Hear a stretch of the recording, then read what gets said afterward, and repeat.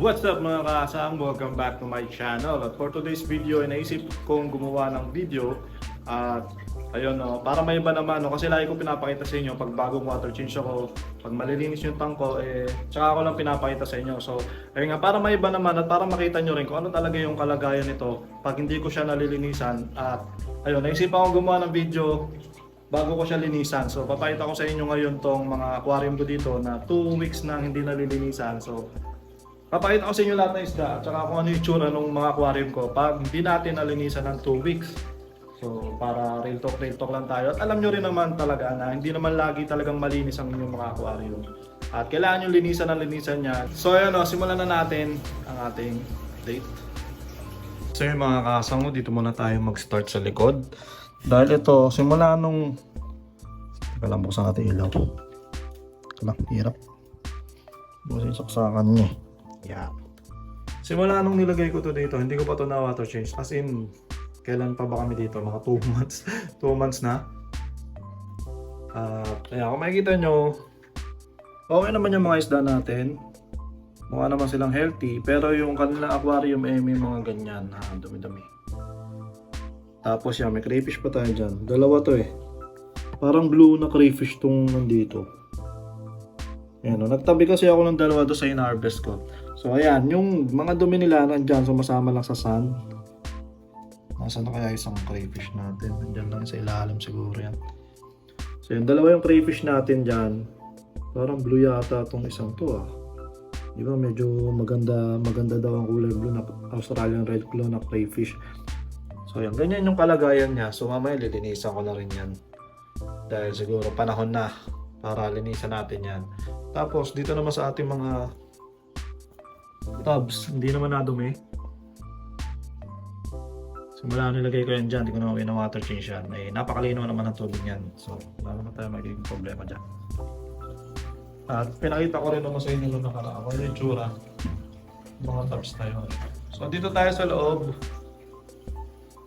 Ito yung, simulan natin sa 75 gallons. Ang 75 gallons ko, ang laman niya yung binigay sa atin na reborn na isda. Na flower. Yan, napakaganda, di ba?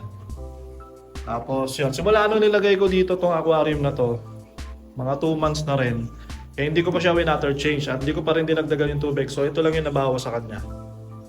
Hindi ko pa yan nadagdagan ng tubig kahit minsan. Tapos may mga konti kayong makikita ang mga dumi. So ganyan kadumi lang yung inaabot niyan. Lalo na isa lang naman yung isda natin. Hindi naman yan agad-agad na dumudumi. Dito sa baba, meron din tayong flowerhorn, 75 gallons din to. Yan, nandito yung ating metal head, galing kay Reborn Crossbreed din. Tapos yung medyo may dumi to. Yan. Binobomba ko kasi sa pagkain to, hindi ko alam kung bakit laging stress. Laging stress to eh, may stress mark na naman. Hindi ko alam kung bakit, pero masigla naman. Tingin ko female to eh. Kasi pag mga female, laging ganyan eh, laging stress eh. Si Mrs. nga, laging stress eh. Laging stress sa akin eh. So yung mga female talaga, mabilis silang may stress. So yan, ganyan kadumi lang ang inaabot niya. Tapos yun, medyo may alikabok. Ang mahirap nga pala pag indoor no, tapos may mga tubig kayo, madalas talaga yung yung nagkaka-molds. Yan yung mga puti-puti na yan, nagkaka-molds. So dapat punas ka ng punas. Tapos ito, update natin to. Itong mga to, simula nung lumipat kami dito, hindi ko rin siya na water change. Ito lalo. Ayan, hindi ko pa nalagyan ng tubig yan. Teka, open natin yung ilaw. Ginawa natin malupit na ilaw. Ayan, para kitang-kita. Simula nung nilagay ko to 2 months na. Ito, simula pa nung 2 months, hindi ko pa rin nalagyan ng kahit anong isda. Pero yan, bumaba yung tubig niya. Bumaba siya ng ganyan sa 2 months. Hindi ko talaga nalagyan ng isda yan. Hanggang ngayon wala pa rin. Dito naman nalagyan ko yung mga na-breed ko na danyos na kinuha natin sa farm. So nandito sila. Tapos yung mga flowerhorn na kinuha ko kay Reborn Crossbreed. Yan, kaya nalagyan to ng isda ngayon. Dahil nandyan yung mga ginugroom natin na flowerhorn. Na binibenta ko rin yan guys. Sa gustong bumili, ang gaganda niya, mga selected yan na full mask. Ayan, full mask, ang ganda, angas. Hindi pa rin madumi, no? Iniwalay ko to isa kasi may bumili na neto. Tapos yung isa dito wala na kasi ano ko nilagay, tinago ko para sa akin. So yun. Tapos ito may bumiling isa. Hindi ko lang kung kailan ipapaship. Tapos ito lalagyan ko na lahat. Ito lagi yung nilalagyan ko ng isda kasi mas madali kumuha dito. Sabihin natin ang ilaw yan. Ang ilaw din yun. Yan. So ayan ang itsura ng 2 months na hindi nalilinisan. Pero ang nilalagay ko lang dyan is mga guppies. So yung mga guppies hindi naman talaga mabilis ang dumumi. Pero dumudumi pa rin yan. At yan kung mapapansin niyo yung mga sponge filter niya. Yung mga dumi. Ito lalo. Tapos meron tayong red balloon platy dito. So yung bumaba na rin yung tubig niya. Ayan, bumaba na rin. Tapos dito yung mga binibenta natin. Medyo parang tingin ko mga madilaw yung tubig. Pero malinaw pa rin. So ang gagawin ko dito mamaya, dahil wala naman dumi yung salamin, dadagdagan ko lang yung tubig niya hanggang dito. Hindi ko siya talaga totally water change, papalitan ko lang ng tubig yan. Tapos itong mga to, yan, dadagdagan ko lang ng tubig yan parang hanggang dito. Ayoko kasi na may watermarks. At may space tayo dyan, may allowance tayo dyan para hindi sagad. Tapos ito, dito medyo madumi yung mga isda natin dito kasi maraming laman to dati. Pero ngayon wala na. Pero ito na i-water change ko na to ng 2 weeks. 2 weeks ago na water change ko to. Itong mga to, water change ko yan. Ito hindi talaga. Saka ito. So ito, dito yung bigay sa atin ni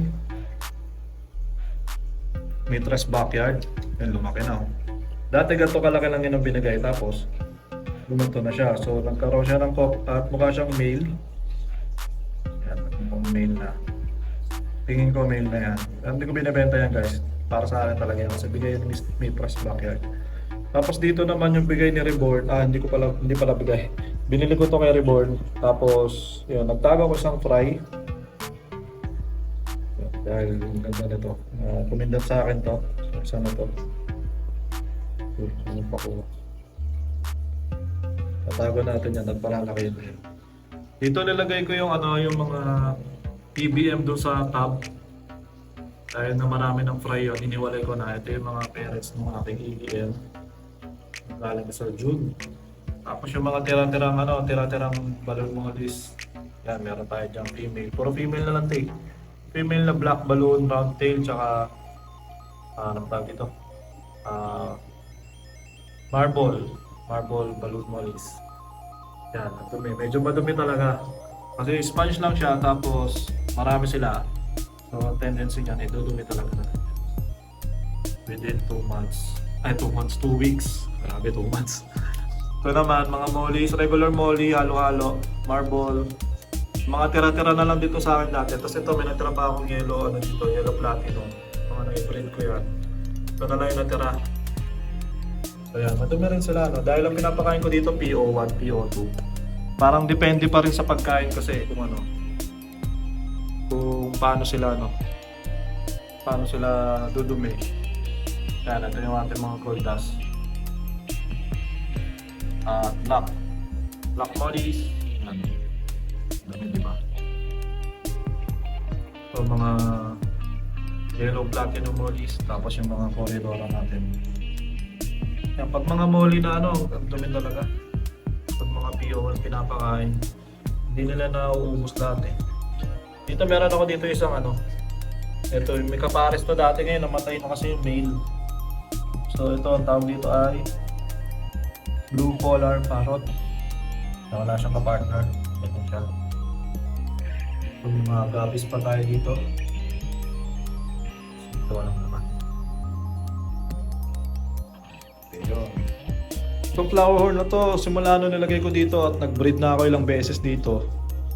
Na-water change ko na yata to, pero yung ganito 2 weeks, mga 2 weeks na rin yan na hindi natin na-water change. Pero malinis naman kasi pag isa lang yung isda mo, tapos nakasak ka pa na ganyan, talagang hindi naman dudumi. Tarahin natin kung sa ilaw. Hindi pala nakasaksak. Yan. Yan. Yan. Ganyan yung itsura niyan pag 2 weeks na hindi na water change. Actually, hindi ko naman talaga wina-water change din yan. At ang gagawin ko lang dyan mamaya, pupunayin ko lang din yung tubig. Dahil parang di rin masira yung cycle natin kasi maganda rin naman yung cycle ng ating tubig dyan. At yun, medyo madumi pa konti. Ayan, nandiyan lang naman madumi niyan sa sump. Pwede pa yan, no? Pwede pa natin linisan. So, maninaw yung tubig natin. At mukhang healthy naman to. May butas lang sa ulo to kasi nauntog. Ayan. Sa baba yung sinilant natin, hindi ko pa rin nagagawa. Dito naman tayo sa ating mga beta. Ito mga beta, yan. Hindi ko alam, mga 2 weeks, 3 weeks na yata ito hindi napapalitan ng tubig. Hindi ko talaga wina-water change pa yan. Ang laki na nung binaba ng tubig niya rin. Ayan yung binibreed natin. Tapos ganito na siya kadumi. So lilinisin ko yan mamaya 100%. 100% ako kasi kung maglinis ng mga beta. Pero yung tubig na gagamitin natin ay manggagaling kung hindi dito siguro doon sa kabila. Huwag tayo sa malalaki. Para malinis natin. Lahat, 100% yan. Pero nakacycle naman yung tubig na. Kaya magiging healthy rin naman yan. Ito naman yung ating mga shrimp. Yan. Dumadami sila pa unti-unti yung mga red cherry natin.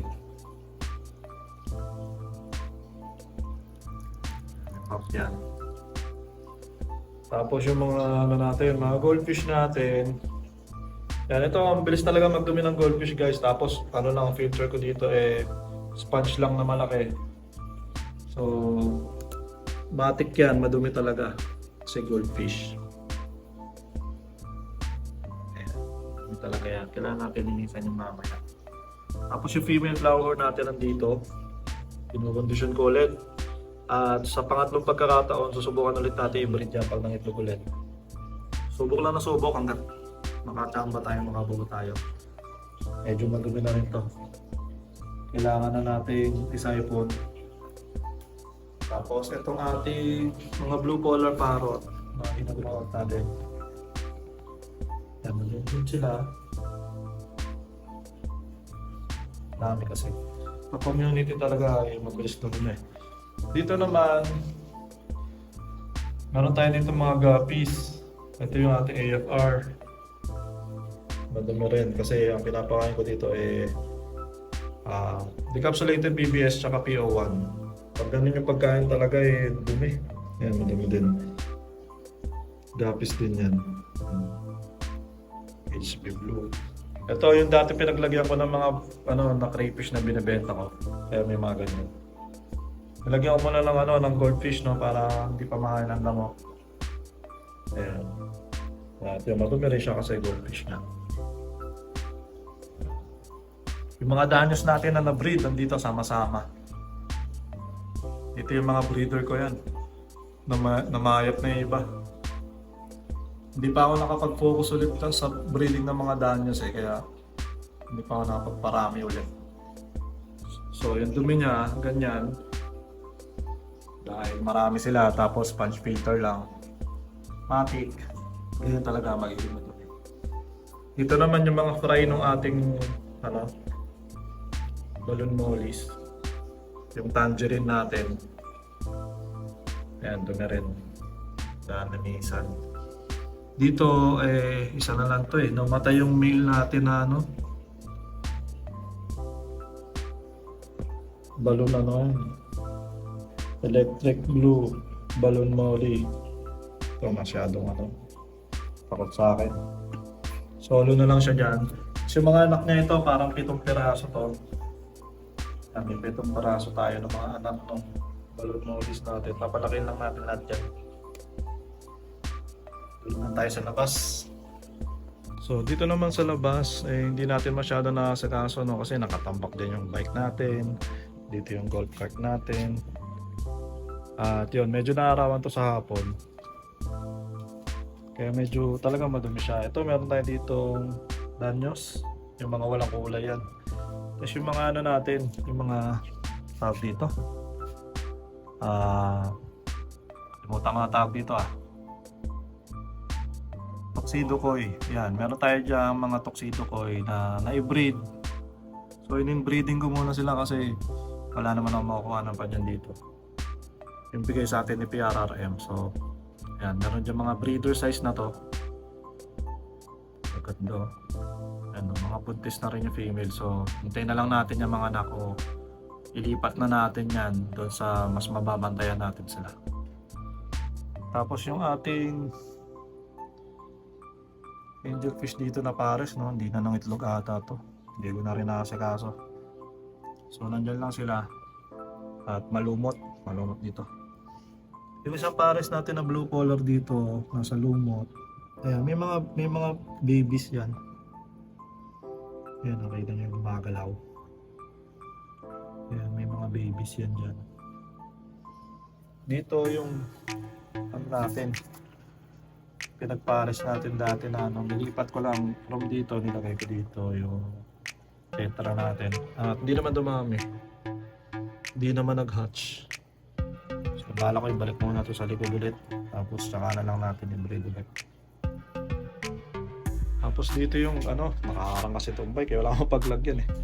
Nilagay ko dito isang flower horn. Isang flower natin. Tapos yung goldfish natin, yan, nasa lumutan. Hindi na makita. Dalawang male na lang yan na rancho. Sa lumutan sila. Tapos dito naman yung mga breed natin na neon green, longfin danios. Yan. Pipilihan ko yan para i-breed ulit. Tapos siguro magbenta ako niya para makabawi ng konti. Tapos ito, nilagyan ko lang to ng ano, red balloon platy. Kasi walang laman eh. Inisan din natin yan. So yun mga kasang, no, yun yung mga isda ko ngayon dito at ganun yung kalagayan ng ating mga aquarium ngayon. At iniisip ko mag water change ngayon. At hindi ko na siguro, teka lang, hihingal ako. Teka lang, nakakapagod din pala magpaikot-ikot. O nga pala, guys, salamat nga pala kay Sir Harold para dito sa Quench tumblers na to na napakalupit, no? Kahapon pa to pero ang lamig pa rin, no? Salamat Sir Harold ng Quench tumblers. Alright, di tayo mauhaw. At ayun, no, hindi ko napapakita nga sa inyo kung anong mangyayari sa water change ko dito dahil malamang iabutin ako ng maghapon dito. At sa susunod na video na lang siguro makita nyo na malinis na yan. So ayun, tapusin muna natin ang video na to. Maraming salamat sa mga nanood. Peace out.